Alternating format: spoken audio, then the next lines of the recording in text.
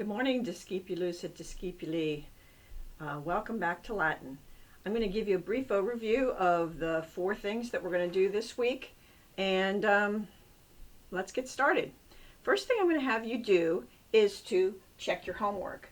I put up 4 answer keys. The first one was the one for the translations that you did. There were 5 sentences. Go over those. See if you can figure out where you made your mistake.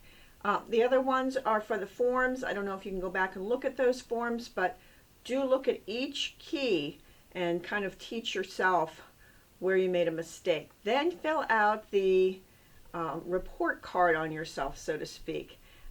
Just say, yeah, I got it. I understand. I did everything right. Or, yeah, I made some mistakes, but I figured out what I did wrong. Or, I've got a couple of questions, and there's a place for you to type in what your questions are so I can answer specific questions you have.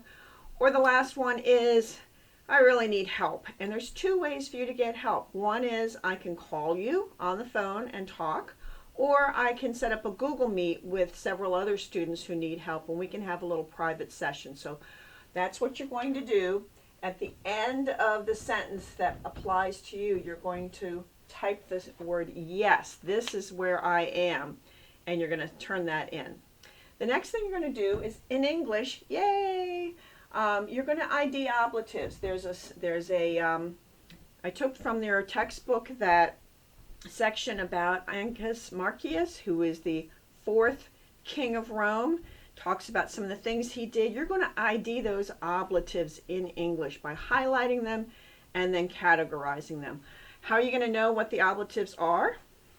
Well, it's very simple. You are going to find the phrases that start with by, with, or, from, and you're going to highlight the 10 phrases, both the preposition and the words that come after it, to tell me that you know that those are ablative phrases. Now there's one exception. This is the exception. With him is not an ablative of means, manner, or separation. Okay? These are means, manner, and separations, ablative phrases. With him is what they call accompany. I went with him to the store. My dog went with me to the park. Okay? These are things that's saying that you're going with someone, accompanying them. This with is by means of. So he hit the dog with a stick. It's an object that's being used to do the action. So don't get confused between these two. In English, they're very different. Okay? So that there is one with him in your write-up. Do not use that as an ablative of means, manner, or separation. Then the next thing you're going to do, let's go back to this board, is to have an introduction to temperantia. Temperantia, it's a cardinal virtue. We have 4 cardinal virtues. We've done 2. We've done prudence, which is the first cardinal virtue. We've skipped over the second one and did fortitude, which is grit. Prudence is making right choices. Fortitude is having the courage and the perseverance to keep doing something and not giving up. We're going to go back to the second one, temperantia. Temperantia is taking that prudence that you developed and applying it inside yourself. It's applying it to your inner person. They used to call it the inner man, but now we'll call it the inner person. And it's making those choices and then sticking to, in your inner man, doing things that are in moderation. So, for example, it's good to feed your body, but if you overeat, that's a lack of temperance. That's a lack of self-control. If you studied the fruit of the Spirit, you know that self-control is one of the fruit of the Spirit. So we're going to have an introduction to temperantia, read it, and then you're going to write a response. There are 4 Bible verses that talk about temperantia. You're going to pick one and write a 5-sentence response to how you can apply that Bible verse today, to your life. Okay, 5-sentence response. This won't be the only time we're going to talk about temperantia, but this is an introduction. I want to see It's one of the easier ones because I think we talk about it a lot in Christian circles about how we have to have self-control. But it is something that even me, I mean, this is really good for me because there are certain places where I lack self-control. I should have my devotion first thing in the morning. Do I do it every morning? No. Sometimes it's before I go to bed, and I decide, oh, I haven't had a quiet time. So that self-control of not letting yourself get distracted from things, not having too much screen time, overeating, over drinking, over playing video games. There's a lot of things that we can use self-control in our lives. And I just want you to take one of those verses and apply it to your life. The last one is the biggie. We're going to have 10 more sentences to translate Latin, and that's why I wanted you to check your work first so that when you get to this, you don't freak out, okay? It is a big assignment. It's worth 100 points, so don't put it off till, 10 o'clock on Thursday night. Take a look at it, work on it maybe a couple of days. I'm going to put a new rule in. I'm going to say, are you ready for this? No Google Translate. Oh, Mrs. Sizemore, how cruel can you be? All right, but I have uploaded a Latin online dictionary to the resource tab, and there's an explanation of how to use it, and I think I'll probably put a video up there to show it to you too. So you will have a dictionary. You'll have the back, right?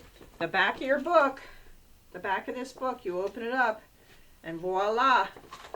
What is that? There's the glossary. Okay, so you have the glossary to look words up in. I try and give you the definitions of the words that are new to you, and you will now have what's called Whitaker's words. So look online, take a look at Whitaker's words. You're going to translate these Latin sentences. Each one's worth 10 points. Let me tell you how I'm going to do it. The translation itself is only going to be 4 points. And if you use Google Translate, and I'll know because Google Translate's terrible at Latin grammar, I will take a point off if you use Google Translate. I will know if you did it. So try and translate it without it. It's not whether the translation is correct or not. I want you to try and do it on your own. There are 3 points for underlining the verb. Now, here we go. Some people are still struggling with this. How do you recognize a verb? Okay. A verb will have T or NT, right? T or NT at the end, and it'll make sense in the sentence. It's the action. If it's a transitive verb, TV, it's going to be an action, singing, attacking, all right? I know this is tough. It's hard to do in English too, but this is the reason why you're taking Latin, to be able to train your brain to think in terms of what's the verb, okay? And here's the examples in these. You're going to either have linking verbs or transitive verbs. Linking verbs are simply est or sunt in the present tense, okay? Or in the imperfect tense, you might see erat or erant. So how are you going to recognize the verb of the sentence? It has a T at the end. Oh, but wait. Here's the exception. ET is not a verb. What does it mean? It means and. And is a conjunction. This is the exception. If you see ET in a sentence, it is not a linking verb.